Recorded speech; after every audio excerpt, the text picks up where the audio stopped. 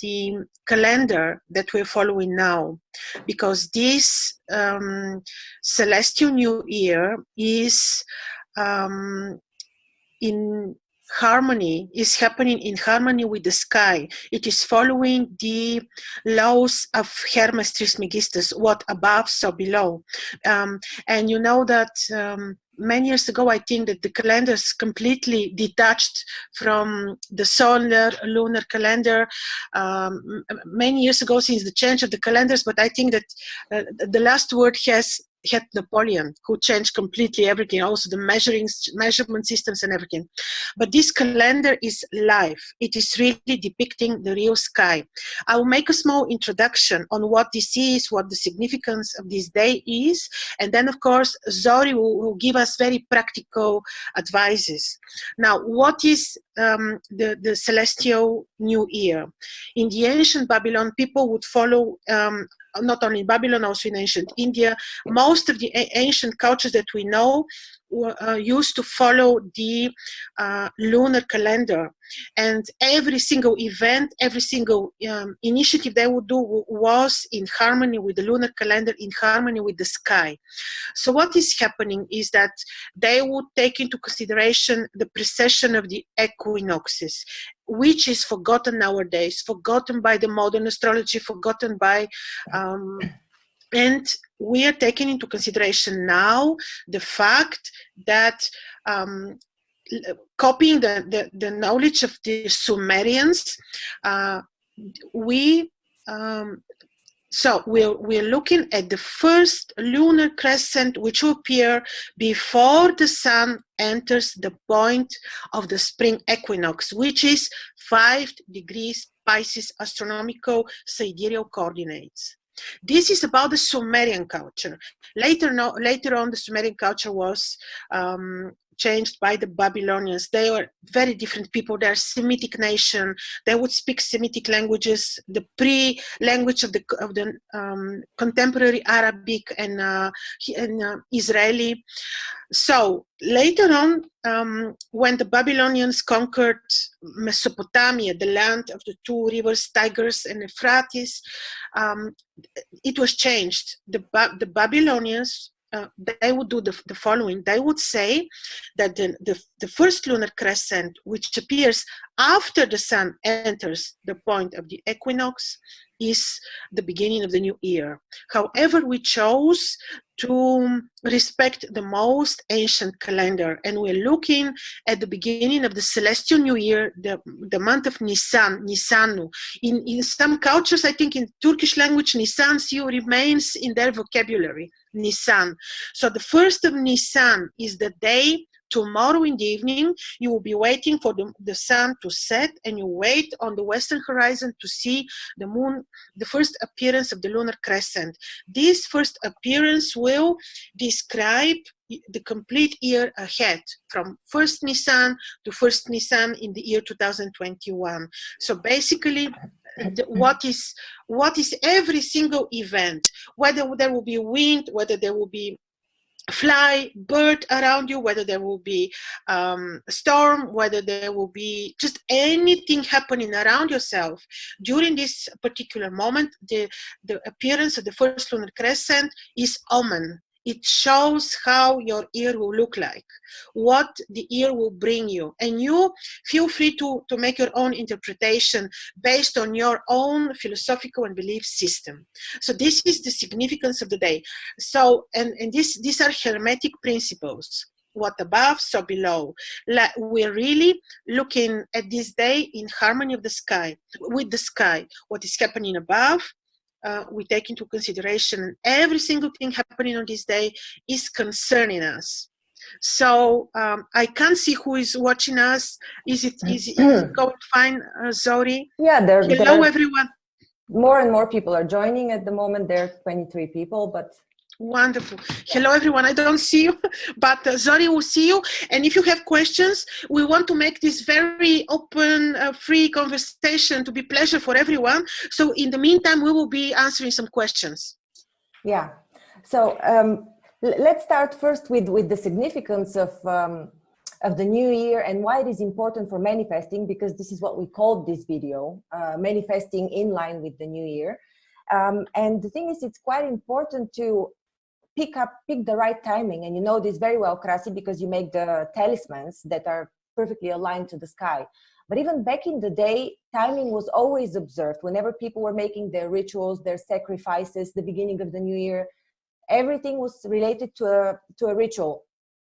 Even the new year that we currently celebrate, which is the Gregorian calendar new year on the 1st of January, even this day is aligned celestially. It is the day when Earth and Sirius, the binary star of the sun, it's not proven, but you know, it's supposedly binary star of the sun, they're both aligned to the sun.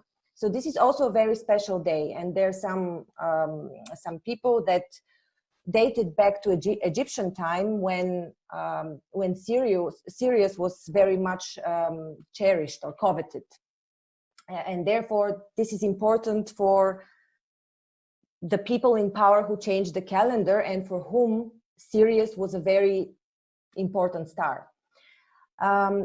So it was all about rituals in these special days.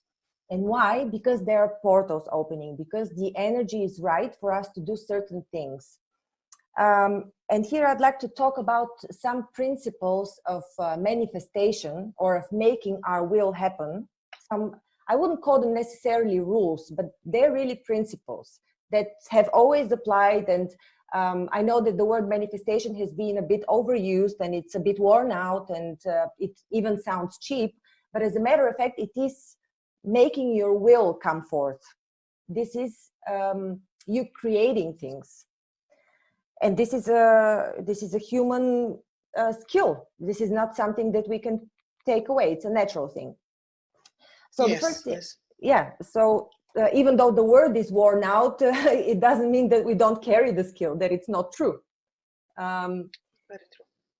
So the first thing that I'd like to talk about is the timing. There are a few things about timing that are critical. First of all is the timing of the portal. Very often we assume that we can manifest anything at any point in time if we know how to do it. But this is simply not true. First of all, we cannot always evoke the feelings that we need to align with the thing that we want. And we've all heard that we need to align our frequency, or the thing that we want, to the frequency that we would have if we already had this thing. For example, if you want to be in a relationship, you want to feel happily in love, and then you would have to be or reach the frequency of this desired state. So you have to put yourself in this state of mind. The problem with this thing is that you cannot evoke such feelings naturally if the environment is not conducive to these things. So there's certain timing to that. And the second thing, and one of the rules that is very often overlooked, is that whenever you manifest, you shouldn't care about timing. You allow for things to take their natural path, come whenever they want. So you're not in control of timing at all. And this also confirms the power of astrology and of the celestial positions, because you can only manifest when it's signified. This doesn't mean that you shouldn't work towards it. On the contrary, you should, but you can only manifest when there's a sign, when there's an opening, when the energies align. Yes, here I want to open a big bracket of the significance of this moment. Why is it so important? Because it is related to the precession of the equinoxes, and it is this particular movement of the equinoxes is happening backwards. It doesn't follow the path of the zodiac.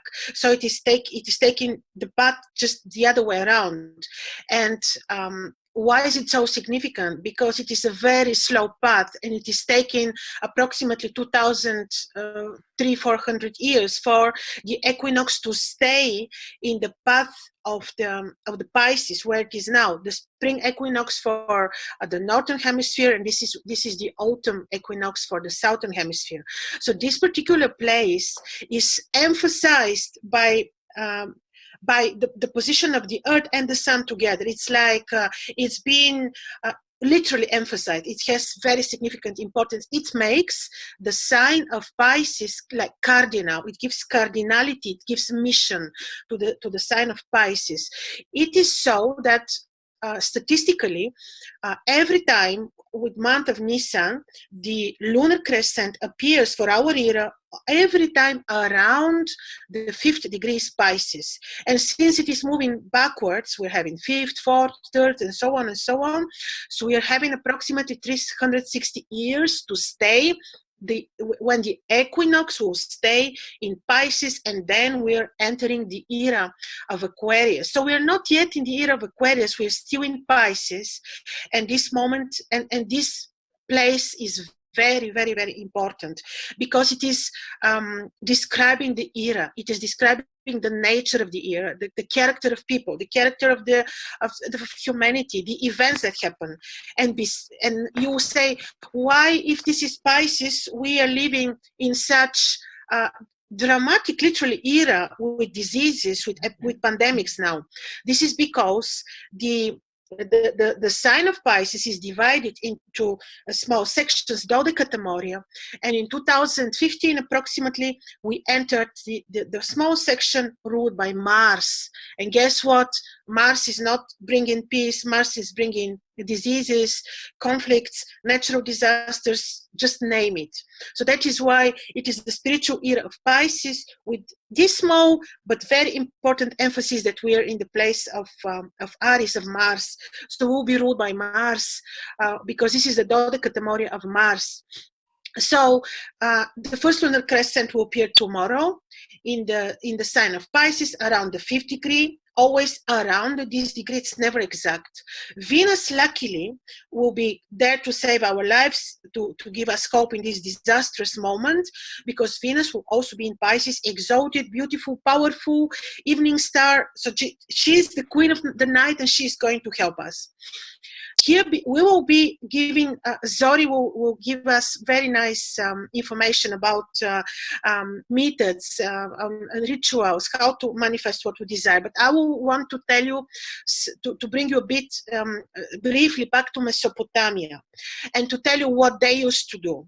Now, people asked me where to receive this information from. I will tell you two very significant mythological writings, translated in English, translated in French, also in German.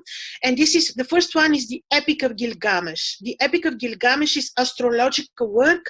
Literally, it is showing how Gilgamesh and Enkidu, which are representing the two twins on the sky, the two stars, why I forgot the names of the two stars.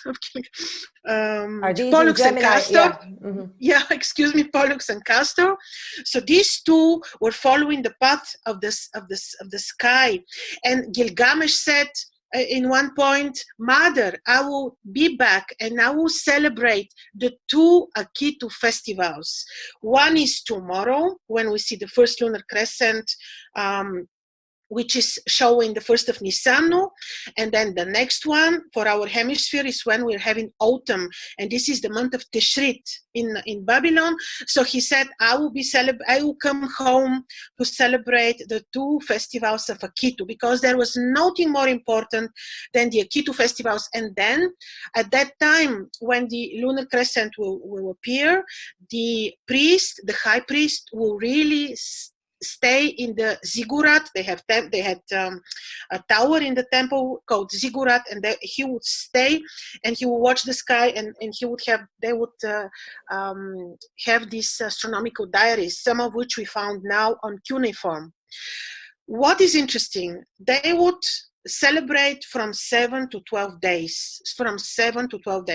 And if we talk about Babylon, the prime divinity, the patron divinity was Marduk, which is Jupiter. And the second work, which I mentioned about the Epic of Gilgamesh, but the second one is called Enuma Elish. It is wrongly called the Epic of Creation. This is not is the right translation, but this is how you may find it when you Google it. Enuma Elish, the Epic of Creation, and it's purely astronomical, also very astronomical work, very lengthy, a bit complex to understand, but there also it is made a bit with the intention to put Marduk forward, because he was the patron of the city of Babylon, and he was the main divinity, and he had the temple of Marduk. So what was happening is that on the first day of the Akitu festivals, the high priest would purify the temple, would purify himself, and they would follow strict. I may tell you in the course of our conversation what they would do, but they would certainly follow ritualistic steps during the whole process of 7 to 12 days. It was different in the different cities. This was for Babylon. Then you would have Uruk. Then Inanna would be the queen of the city, because you have Inanna from Uruk, and so on. And but it was a very this was celebration that would require purification. And then the king was the central figure, of course, and he would claim his throne again during this.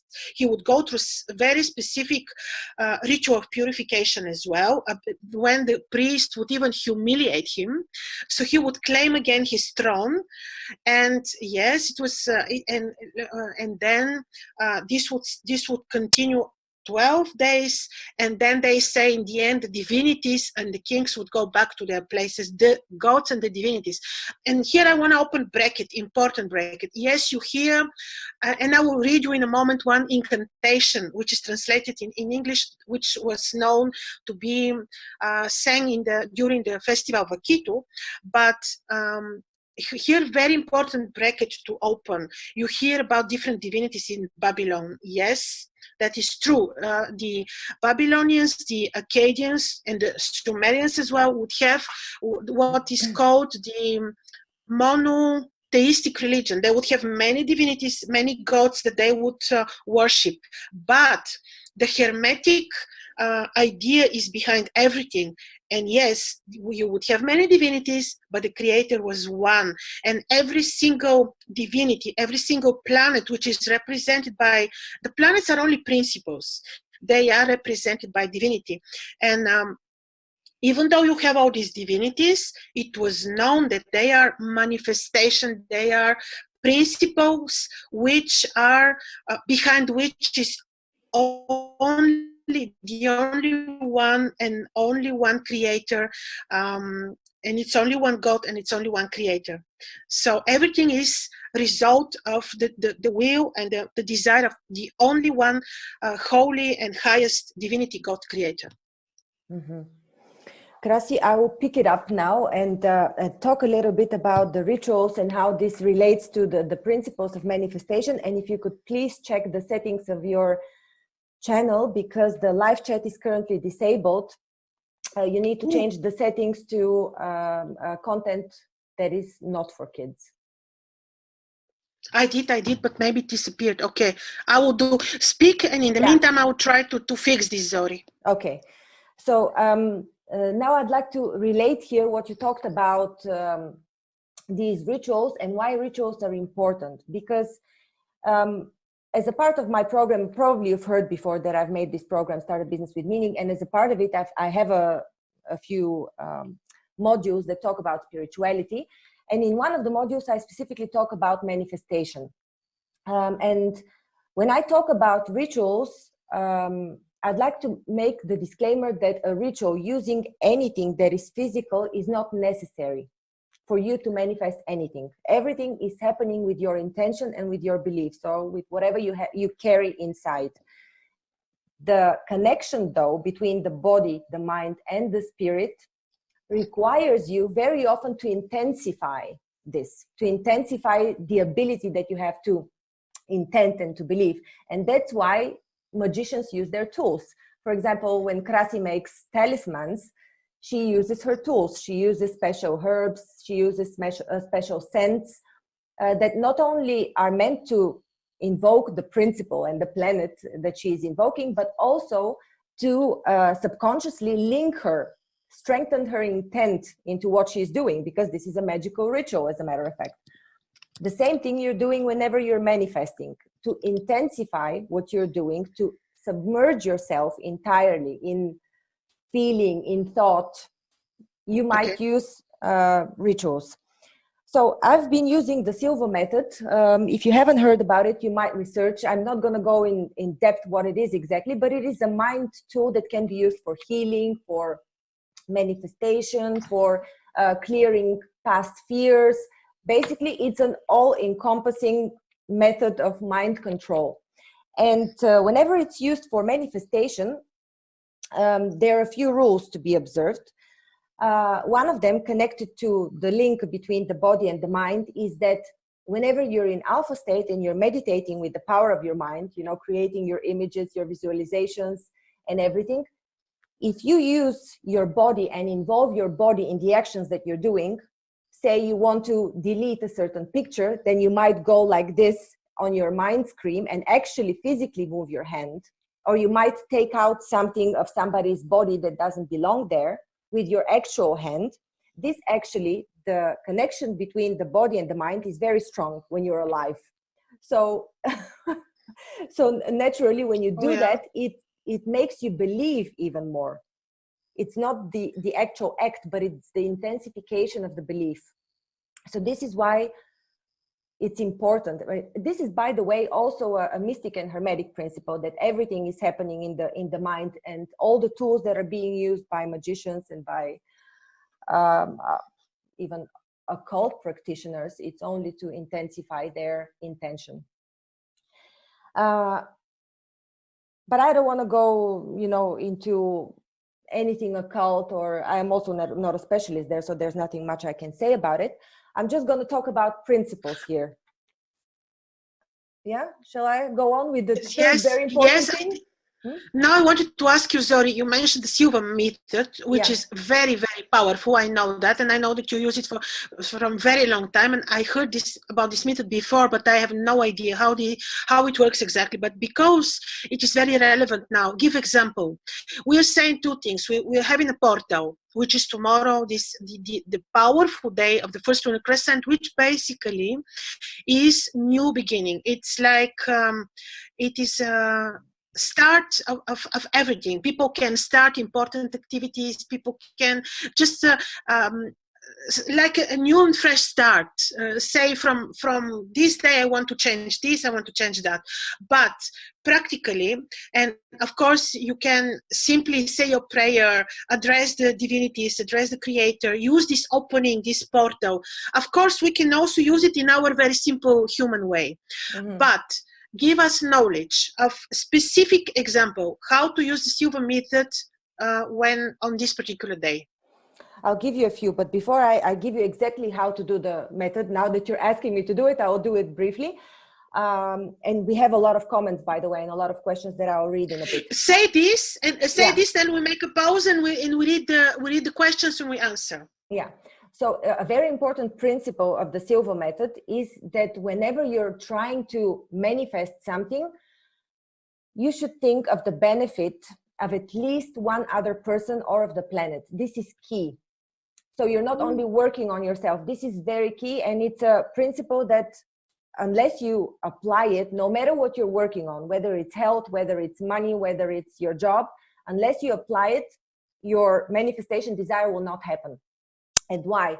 Because this is also a hermetic principle of giving and receiving. You're supposed to give something. And whenever you're thinking of somebody else's interest and well-being, you're actually giving.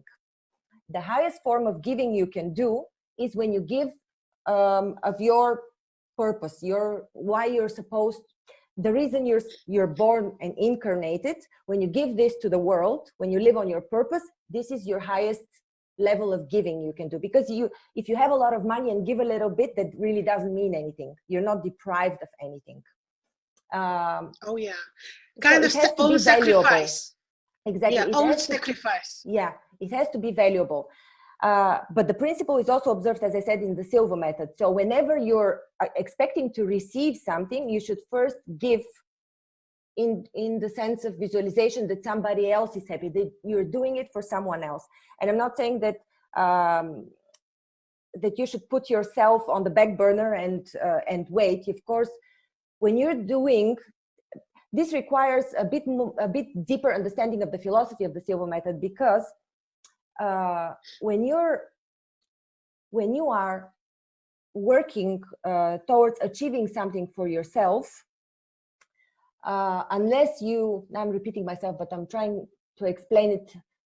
When you're giving something to somebody that is benefiting them with what you are doing, you're actually benefiting yourself. And I think yes, I'm not. Yes. Do you understand Yes. me? I think I understand. Hope the others understand as well. Yeah. I also hope they understand. So this is the first principle of the Silva method, that you always give. And what did I want to talk about? I was trying to remember now. Yes, I asked you for example. So you were trying to imagine that when you're asking something from the universe, when you have such portal like the one that we will be having tomorrow, you're in your imagination, you are doing this also for somebody else. And then what is the second step? The second step is you go into alpha level. And I'm briefly going to walk you through the way to go into alpha level, but just to warn you that it takes actually quite some training for you to be able to securely find yourself into alpha state, because very often you cannot discern it. This is the state between you being awake and being asleep. When you go to sleep, you go through alpha and into theta. These are slower brain waves. So the way you go into alpha is similar to hypnotherapy. When you lift your eyes on, I think it's 90 degrees behind your eyebrows, like this, and you close your eyes. So you keep your eyes there, because this is the position of the eyes just before you fall asleep. When you're asleep, your eyes roll up. So in order to artificially invoke the alpha level of brain waves, you lift your gaze up, you close your eyes, and you start counting down from 5 to 1 with your breath. And then all you do, this puts you into very deep relaxation. You can achieve the same relaxation with some music frequency with, I don't know, 496 hertz or whatever it is. You can find lots of these music pieces on YouTube. So when you put yourself in a completely relaxed state, as if you're almost falling asleep, but you're still in control of your speech, of your movements, the idea is not to fall asleep, to still be in control, but to be in this level of murkiness just right before you're falling asleep. And this is when you start imagining and placing different pictures. The important thing to know about the Silva method is that the presence in your mind screen, so what you do is you play theater, you play a movie on your mind screen, and this is how you make things happen. This is how you manifest. But the important thing to know is that the present is in front of you. To your left is the future, and to your right is your past. So you imagine a mind movie film, like a film. So if you want to delete something from your past, you can rewind. You can move the mind movie to the left and bring in front of you the picture from your past. You can delete it, you can change it, because very often what we believe was our past never actually happened. We relive our pasts very personally. It's all related to emotion. Our memory is related to emotion. So very often things that we believe we lived actually never happened. So it's important to tweak the things from the past that hurt us or that we want to throw away. Same thing from the future. So this is what you can do tonight, for example. Before you go to sleep, you go into alpha with the method that I just explained, and to your left screen, just imagine your screen is divided in 3 parts: future, present, and past. So to the left is your future. You imagine whatever you want to manifest to your left. You imagine it in full color. You submerge yourself there completely. You imagine what people would say. You imagine other people for sure. You imagine how what you want would benefit somebody else, at least one other person. You can imagine your family. I mean, for sure, if you're happy, the people that love you will be happy too. You know, so just imagine them, how they would feel and what they would do. Imagine the entire scene, what they would tell you if you have achieved what you want. And then you move this picture in front of you. You make it present. And this is how you fall asleep. This is your task for tonight. So yes, we can try tonight, and then for tomorrow it will work perfectly. For tomorrow, I can give you another example from Joe and Cindy. They've been on your channel, so I can quote one of their tools. Sure. People know them on my channel. Joey often was interviewed.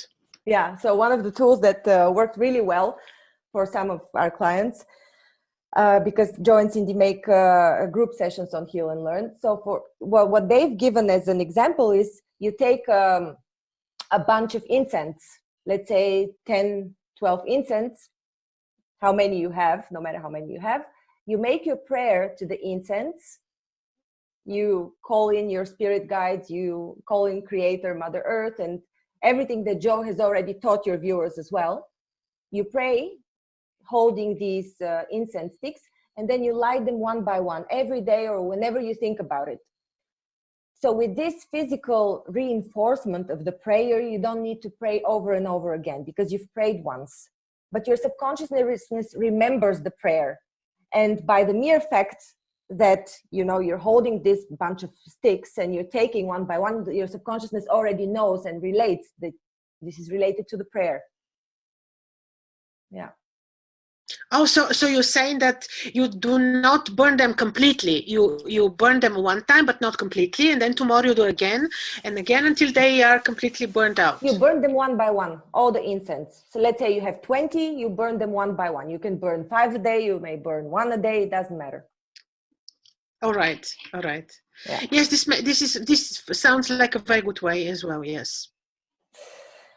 There are other ways, by the way. I've experienced so many. I've tried because I'm curious. I've experienced so many different rituals, and I've tried quite a few things. Some of them really work, but one thing is that if you're praying for something that is more in the future, incense work very well because this is how you send your prayer with smoke.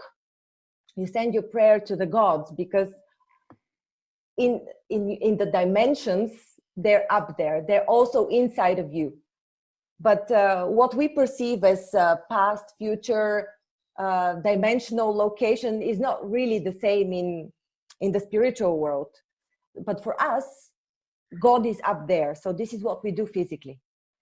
There's another thing. If you're praying for Mother Earth, if you want some illness to go away, you can hug a tree and pray to a tree. You can pray for a tree to take away your pain because Mother Earth heals a lot of diseases. Yes. And you can, like you mentioned, sacrifice. You can sacrifice something. You can say on this day, you say your personal prayer, and then you say, I want this from you, Creator or lunar god, whoever you felt like asking. And then you say, and I want to give you a gift which is very precious to me, and whatever this is, it should be a sacrifice. Like for some people it would be quitting cigarettes or something, but it should be something that is really a sacrifice. Yeah. And here, and with a prayer, and I have a prayer translated from Akkadian, and it is a prayer during the Akito festival, and I'm reading you. Through your mercies, Lord, again, we're addressing the highest Lord, the Creator. May the months be for us the source of joys, the years of delight. Let them bequeath to us in peace. O Lord, Nisan, the month of Nisan, has its flowers. Ayar, another month, its lilies too. Haziran, its sheaves. Tammuz, it is when we're having the other Akito festival, when we have the autumn. Its heaps of grain. Let Up and Ulul, these are the other months, bring along grape clusters on poles. Let the two Tishris give response, these are the months, to each other in the grape pressing. Let the two Kanuns bring rest, Shabbat and Adar, the fast, To you, Lord, be the praise. So this is one general prayer which they would, it's an incantation. This is how they would do. And what was the meaning of this? To establish harmony with nature and people, to enact ritually the periodical changes of fortune. Humanity was subject to and seek active participation and so on. This is some part of some translations, but it is really to live in harmony with the sky. This is the key to festival. And of course, too, they knew this is a portal. By the way, these portals were visible at that time. I have no idea how, but the gods would descend, and what they called gods. These were the Anunnakis. They were coming from other planets. We know that, but somehow there was much better and visible connection between sky and earth. So it's very funny when people would say that they didn't know about Uranus, Neptune, and Pluto, when they had perfect connection, and they would just go and see them. So I can't believe that they wouldn't know about Uranus, Neptune, and Pluto. This is off topic, but I just wanted to mention it because how can there was another reason why they wouldn't include them in the astronomy, astrology. Just a small off topic. No, I'll also contribute something to this off topic, because I recently, some time ago, I heard a video from Rudolf Steiner, who actually spoke about the temples of the goddesses and gods in ancient Greece and in ancient Egypt. So he actually said these were not the like churches where you would go and try to connect with God. He said that these were actually the places where the gods lived. These were the temples that were inhabited. So when you say, I went to the temple of Isis, or I went to the temple of what else is there in Athens? I'm not quite sure. Inanna Ishtar, yeah. Everything, yeah. So they actually went and visited the personification, home of the gods, the personification of this energy of the god, yeah. And maybe they were able to see then. Maybe they were able to see spirits simply. They were, Yeah. and the connection between earth and this is something that we've been disconnected from. Unfortunately, they had this connection. Zori, if there are questions, read them now, and then we continue. Okay, so can we get a copy of this prayer, Krasi? Said Nine of Owl.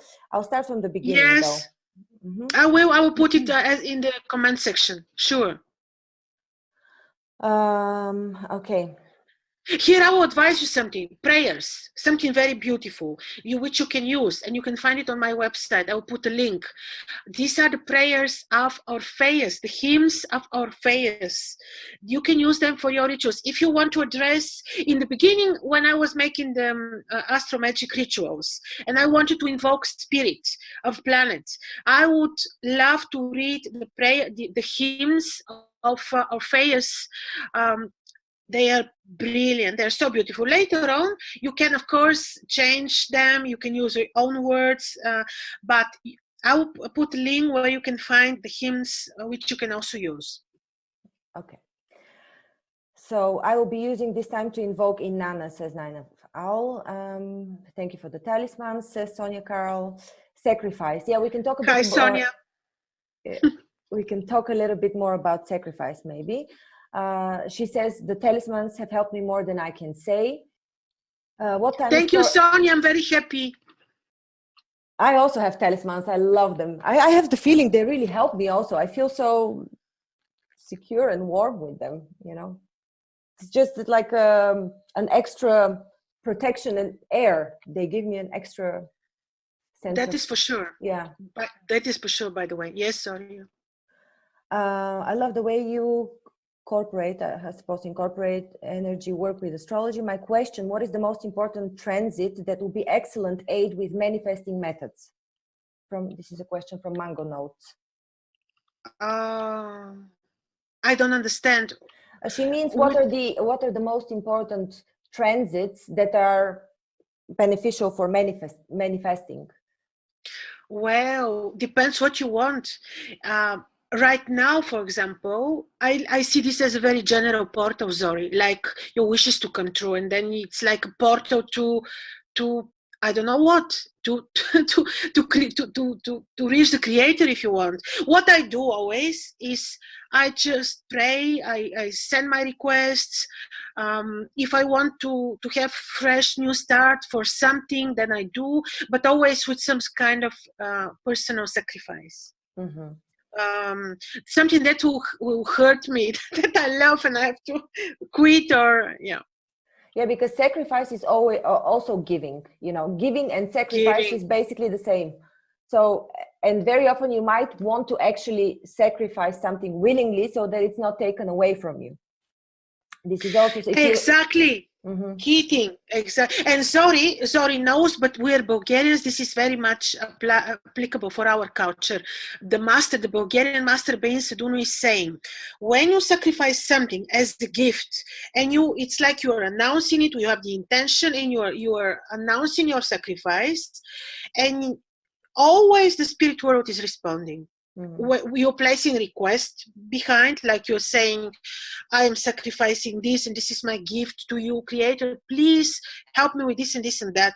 Then you always receive response. Yeah. This is according to Master Bein Sedunu. Yeah. Yeah, this is absolutely the same principle as in the Silva Method. You sacrifice something by you give away your interest so that somebody else is happy. You see them happy first. But you're also doing the same with your talismans. You sacrifice, you fast. So this is a sacrifice. Fasting is sacrifice. Yes. Now again, according to, I'm following what I know to be applicable to my culture. Sacrificing is different. It's culturally bound very much. But according to our culture, we fast 10 days. I do this. It's a sort of purification, so that when I'm invoking the spirit doesn't refuse to respect to come, literally. So to fast is this: you're going through purification, because you're restricting yourself from many things, not only from certain animal food, but you're restricting yourself from many lower human desires. instincts. Yeah, getting angry, yes, for example. This you need to. Well, I do get angry during fasting. No, but I mean, it is one of the things that you can give away as a sacrifice. Yeah. Yes. Mm-hmm. Yeah. Yes, yes, but so you really restrict yourself. It's really about restriction, so that the spirits appreciate your efforts, and then you're saying you need to do it consciously. You announce it. You say, I am starting from today my fasting, which is this and this and that, and I hope to be pure enough to deserve the respect of this and this divinity. And when you're fasting, this is indeed sacrifice. You really need to follow it, because you announced it to the spirit world. And they are watching you. I spoke with very interesting medium, and she was saying, oh my God, if you know what is around yourself, like all these spirits and divinities, you're being watched. We are being watched, each one of us. Mm-hmm. So when you give a word, it's like a promise. You're saying, I'm starting to fast, or I'm sacrificing this, and my request is that. Then you need to do it, because you're being watched closely. Mm-hmm. It would be a shame if you're not watched, because this would mean that you're falling in vibration. Yeah. Okay, let's go. So there's a question about smudging. What about smudging with sage? I do it, but I don't know. I'm smudging with many things. Zori, what is your opinion about sage smudging? Joe is doing it a lot. Joe is doing this, yes.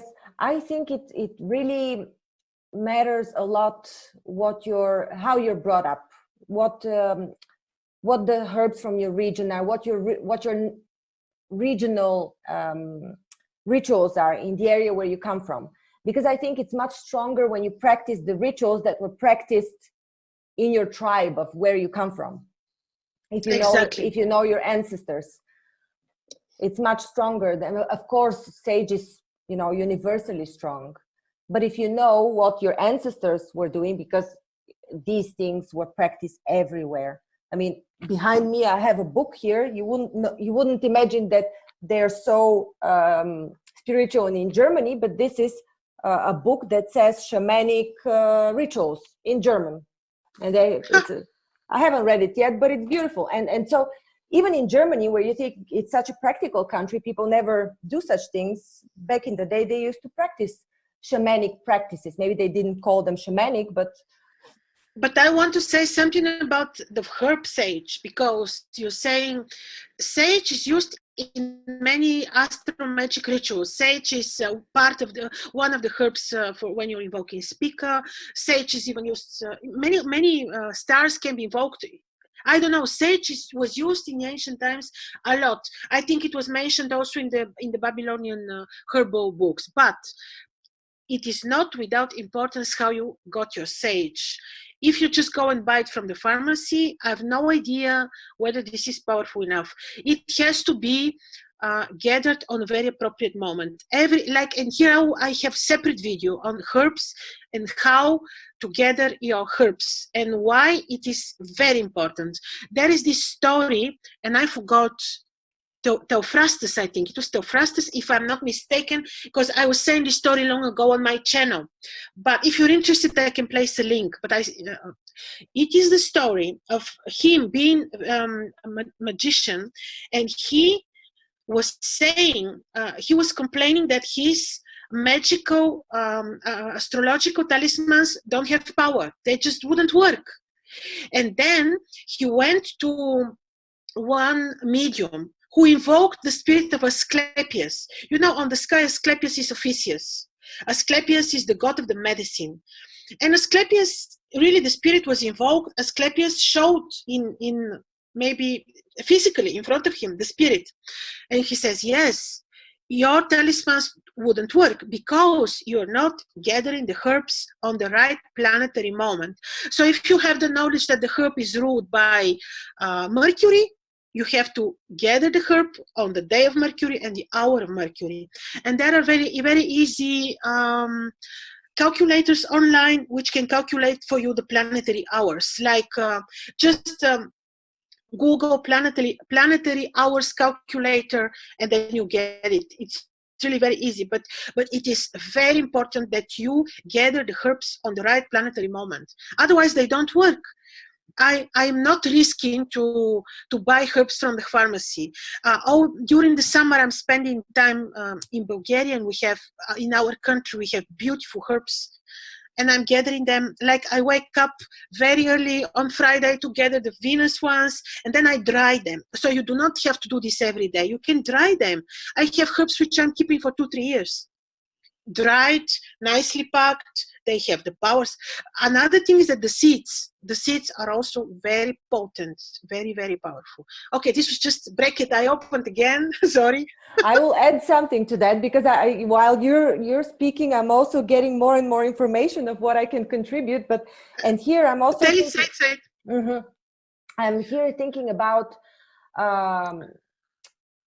Reiki, because I've also done Reiki, and my master said there are certain signs that you use when you're invoking the spirits of Reiki, because it's a similar concept. So she said, you have to learn the signs by heart. They're quite difficult. They're like hieroglyphs. And so she said, at the beginning, if you don't know them, it's not a problem. You can still invoke the same energies. But after some time,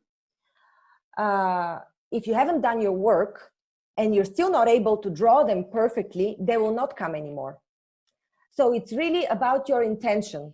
So knowing about herbs and what they correspond to, you would be at sin and they would not come to you. But if a less experienced person about herbs maybe gathers them from, or gets them from a place that is not that pure, or gets them from a pharmacy, maybe that would not be a problem. They would still be able, it's the beginner's luck, as they call it.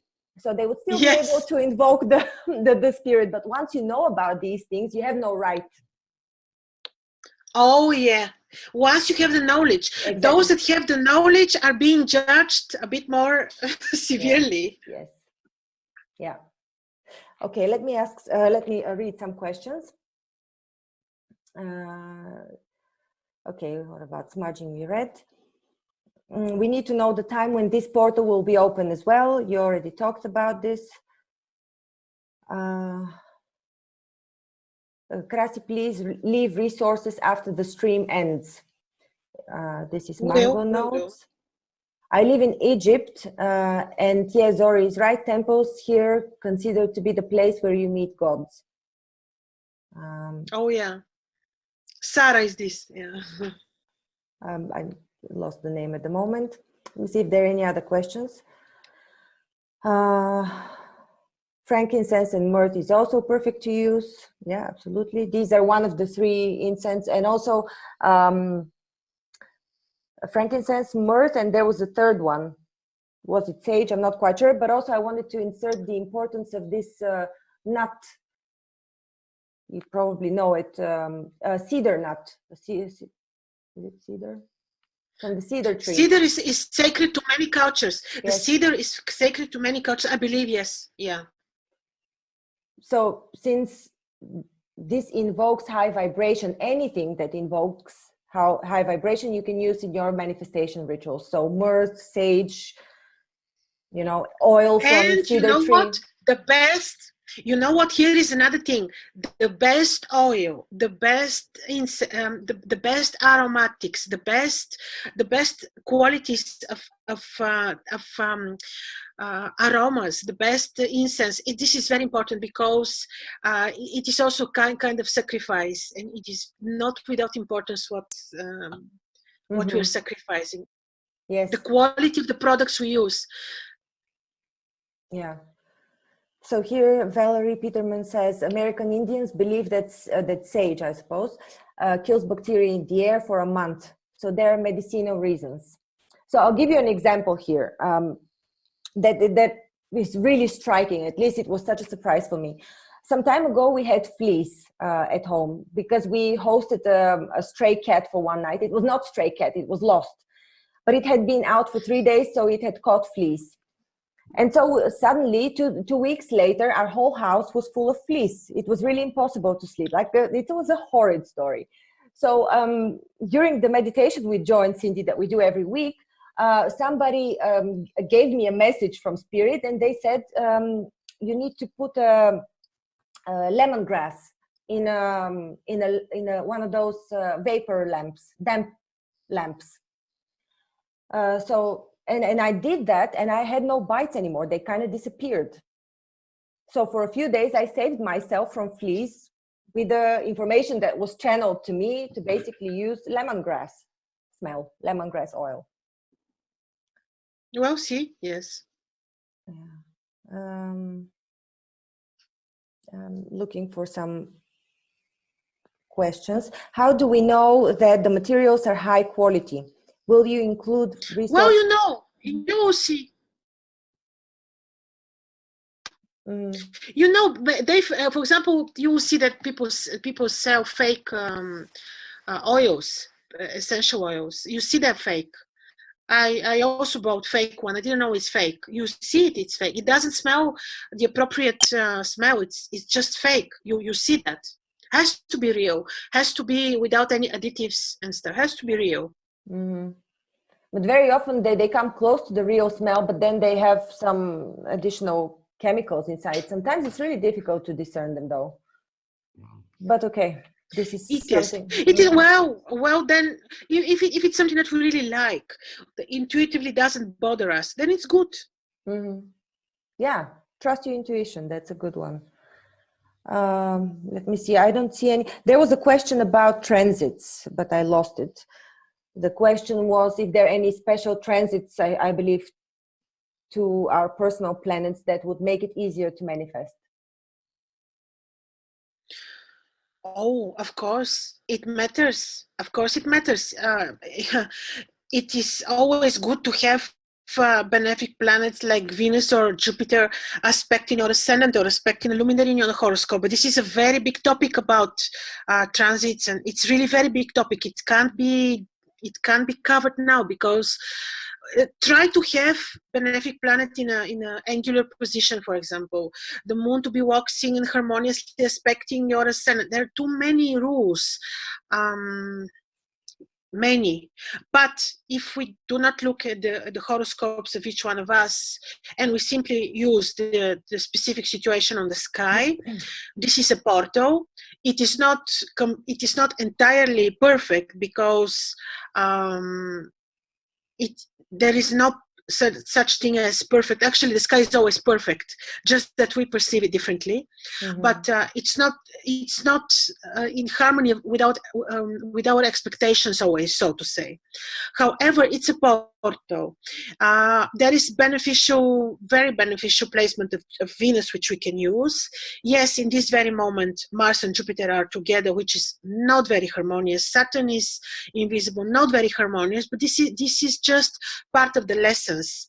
We need to concentrate on the opportunity that we'll be having. Say our prayers, try to think of how the ancients would perceive it, because I believe this is the most authentic time, and they would have the most authentic approach to such events. And it was time of purification. And even the first 5 days, the high priest would purify the temple. It was about purification very much. So we can use it also for this purpose. Good or bad the situation on the sky is just a portal. The portals that are happening during eclipses, I wouldn't advise to be used the same way. Many people do, but they can be very tricky. They can be very surprising.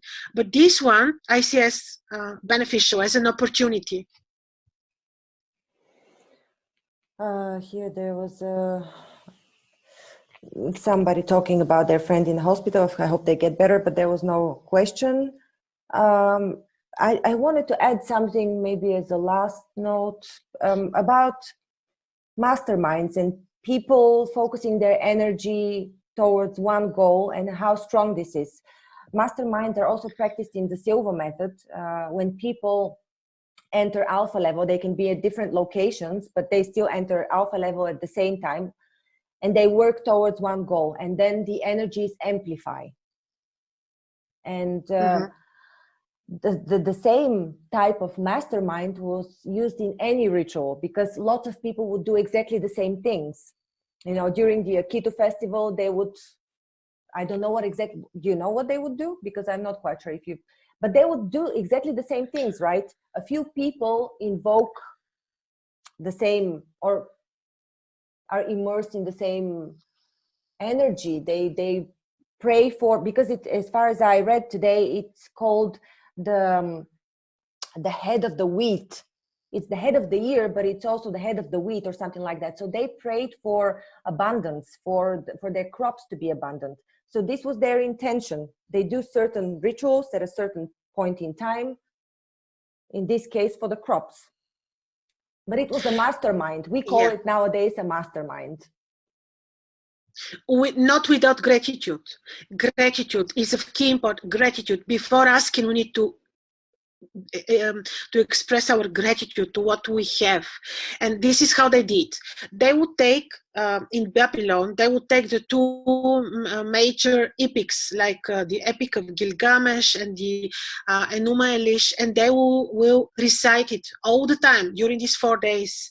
They would play scenes from these important mythological stories, because this is how they would express their gratitude, if you want, to gods. Because in the Enuma Elish, the so-called wrongly Epic of Creation, it is really about the creation. This is the myth of creation. It's about the chaos and how Marduk, Jupiter, the god Marduk, came and he defeated Tiamat, and what happened, how everything started, and the whole story of the creation. So this is, by reciting this is how they would express their gratitude. And this would take the first, I think, 4 days of Akitu. And then here's what they would say: the white star Jupiter, which brings omens to the world, is my Lord. My Lord, be at peace. The star Good, which is Mercury, which causes rain, is my Lord. My Lord, be at peace. The star Gehenna, Saturn, star of law and order, is my Lord. My Lord, be at peace. yeah, they would address the gods all the time. Then the temple was purified. Offerings, of course, incantations, they would continue during the whole 12 or 7 to 12 days festival, depends on which city, on the city. Then what was I'm looking at the incantations, if there is something interesting into mythological moments. The high priest, the statue of Marduk, of course, was respected. And then they take the king is coming, he's sitting, the high priest would take his crown, scepter, ring, everything which is showing the king's power, and then would put it in front before the statue of the god Marduk. And again, he's approaching the ruler, and guess what? He would strike him in his face to humiliate him. The ruler, the king. And in Babylon, the king, later times, this is happening with Sargon. Sargon was the first king who would announce himself equal to God. It is later times, 2000 BC.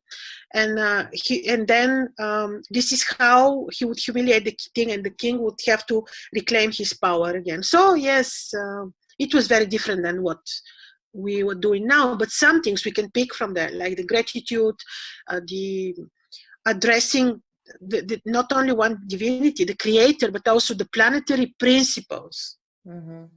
When you said humiliation, I was thinking about Kabbalah, because in Kabbalah, when you put yourself below somebody, I'm not talking about the dark Kabbalah, but there's some principles in Kabbalah that are used everywhere. So when you think, for example, about modern, it's not modern anymore, but traditional psychology by Jung and Freud, they were all Jewish, so they all have taken philosophies from Kabbalah. So when you say humiliation, it's about removing the ego temporarily, of course, but this is what allows you to receive, to fill the cup according to Kabbalah. This was just an insert. And gratitude as well, because gratitude puts you a bit down, allows you to acknowledge that there's somebody above you to be grateful to. So this again removes the filter of the ego. There's nobody above you. There is somebody above you. Otherwise, the filter is actually your ego in Kabbalah. Just a principle. Guess where Kabbalah comes from? From the Black Babylonian Talmud. It's Babylon. Everything comes from Babylon. And see what is happening on the 8th Nisan, the 8th day. The gods assemble and bestow their combined powers on Marduk. So this is Jupiter. Guess how powerful Jupiter is. And who thus obtains a destiny beyond compare. He's very, very, very powerful and benefic, thanks God. But I wonder why at an astrological new year, Jupiter would be put at a pedestal rather than the sun. Shouldn't the sun be cherished? Oh, no, this is Babylon. In every city, they would have the patron of the city, the god which is whose temple is the most appreciated, who is ruling, the ruling divinity. In Babylon, this was, like I told you, Marduk, Jupiter. If you go to Akkad or Uruk, it would be Nana from Uruk. Okay. So somebody here asked about the exact time of the Akkadian New Year tomorrow. No exact time. When the sun sets and you feel the lunar, and you see. It is exactly this way. When you see it, it is your new year. It's your portal, maybe. Okay. So lots of things. Some people talk about lemon oil, lavender, but you can all read the comments yourselves. I don't see any other questions. Yes, let me see if there is something interesting, like from this, if I can read you, but this is very long. Some of the incantation, I'll put some,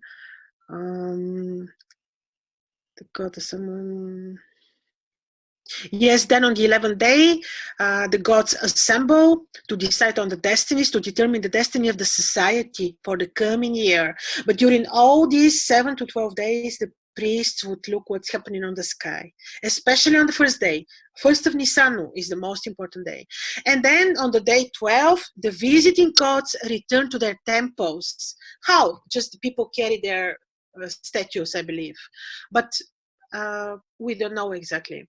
And life returned to its everyday normalcy. So the 12 days, the end. And then we're having again the second Akitu, which is happening with the first lunar crescent happening Tishrit, when the sun is entering, before the sun enters Virgo, 5 degrees Virgo. Mm-hmm. Anything else to add? I don't know. Well, thanks everyone for watching. I will post some links, the incantation the prayer that you liked, I will also put in the comment section. And thanks for watching. I don't know. How long do you fast? Some question that I'm seeing. 10 days. 10 days. In my culture, is 10 days. And when before fasting, you're saying, God, accept me in the hospital of God, because you're not only fasting for purification, but also for improving your health. Mm-hmm. Thank you, Krasi. Thank you, Zori. Thank you, everyone. Thank you. I guess you can leave your questions if you think of anything else, and we would also respond in the comments. Yes. Thank you, Krasi and Zori. Now I see it. Now you see it. Okay. Thanks a lot. Let's see, the message is held for review. Show. Held for review. Yeah, beautiful message. Thank you. SC, thank you. Beautiful messages. And thank you. No, it's much needed information. Coronavirus. Oh, coronavirus. Oh. Well, good question. I made separate video on coronavirus. In the beginning, we said the virus, and every single virus is ruled by Mars, mainly by Mars. We are living in mini era of Mars because we're in the dodecatemory of Aries. So it's very, unfortunately, it's expected to have viruses.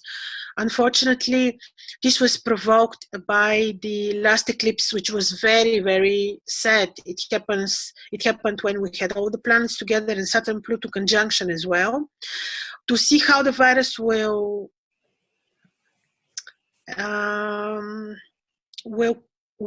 continue or not to spread, we need to follow the path of Mars.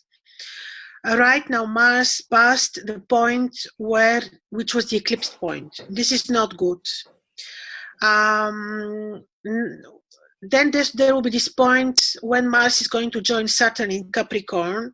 Here we may have some limitation of the disease, hopefully. But then I'm worried that after that, somewhere in September, Mars is reaching a phase called acronical rise, when he will be extremely near Earth. And this is what worries me a little bit, because when he's so near Earth, he's extremely, extremely powerful, and in Capricorn, he's exalted. So we may need to be patient. My hopes are that after March, there will be some improvement, but not entirely, because if this thing is provoked by Saturn-Pluto conjunction, this is transit, which has influences that we experience for quite long. However, when we maintain high vibrational, now this is something amazing. There is this knowledge of the, what was the name of this Indian Zori I told you about, the Toltecs, which are the ascendants of the Atlantis. And they say, when you're able to control your energies, when you're able to maintain high vibrational level, even the lion will walk around you and will not attack you. So will be the viruses. So we just need to be very connected with God. Not to have fears, because when we're too much concentrated on something, on our fears or on the sources of our fears, then we're losing our energies. Like where attention goes, energy flows. We are becoming weak because our attention and our energy is going to towards our fears, which is the coronavirus. So it's good to be aware, to be well informed, but not to be overly concentrated on the fears and the viruses. We need to pray, and of course, be informed and be, yes. One of the ways to keep your vibration high is to visualize the upward flow of energy. So you imagine just like a column of energy coming from your the top of your head, the crown chakra, and then the same sort of energy coming from Mother Earth. So if you visualize this once an hour or as often as you can think about it, it just takes a few seconds. This will keep your energy up, because whenever you use any mind and psychological techniques, this may backfire. So for example, if you think, oh now I should keep my mood up, or I shouldn't get involved in negative thinking, you're much more prone to actually do that. Rather, when you focus, so rather when you focus on just the energy flow, you will still be connected and your energy will still raise without going through any mind circles and any mind distractions. You connect directly through the energy. And also, very last thing on the coronavirus. Last year, I remember we talked with you about the power of the sun and the healing power of the sun. And recently, I also read about the #1 remedy for the flu, and it's actually the sun, because it kills all bacteria that you breathe. So everything that goes in the lungs is killed by the sun. And this is the reason why when it gets warmer, probably after April, May, maybe the coronavirus will actually subside. But then when it gets colder again, say September, which actually coincides with what you said, Krasi, with Mars going in a chronicle phase, then it might actually come back, unfortunately. I want to tell you a very funny story, which is amazing. And it is about how we are not supposed to just, we need to keep our energy very intact. We're not, it's not good to lose energy. It's our the most important resource on the planet is the energy. Everyone is fighting for your energy. Everyone. So, energy, the Toltecs, these ancient Indian cultures, they would have these methods to sharpen their energies. Sharpen would mean not exactly using it like a weapon, but to have it as a useful tool for everything, because they would have different hierarchies in the society. Some of them were really warriors. It's not about sharpening the energy. It's about how we should really be very carefully whom we give our energies to. And here is the very funny story. It is about Sun Tzu, right? This was the name of this Chinese very famous general. He was a general. He was a general, and he was very much conscious about his energy. And the story is real. His neighbor invited him for a walk in the nature. And he said, okay, I will come with you if you don't talk. So they would walk in the nature, and in the end, the neighbor would say, oh, what a wonderful sun, what a beautiful sun. And he said, I am not going anymore anywhere with you. And he said, why? He said, because you're talking too much. So I could see myself that the sun is shining and that the view is beautiful. So it is about energy, right? So he said too much. He said the sun is beautiful, right? But he could have seen it himself. Yeah. Yeah, because anybody who talks to you diverts your attention. You have to follow what they say, right?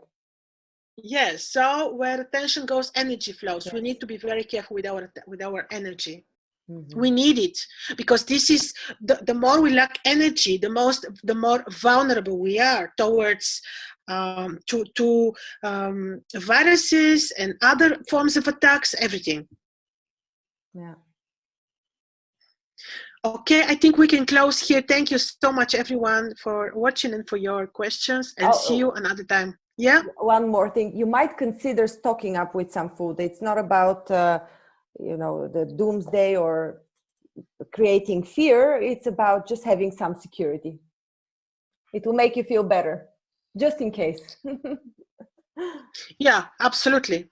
Absolutely. Absolutely. Yes.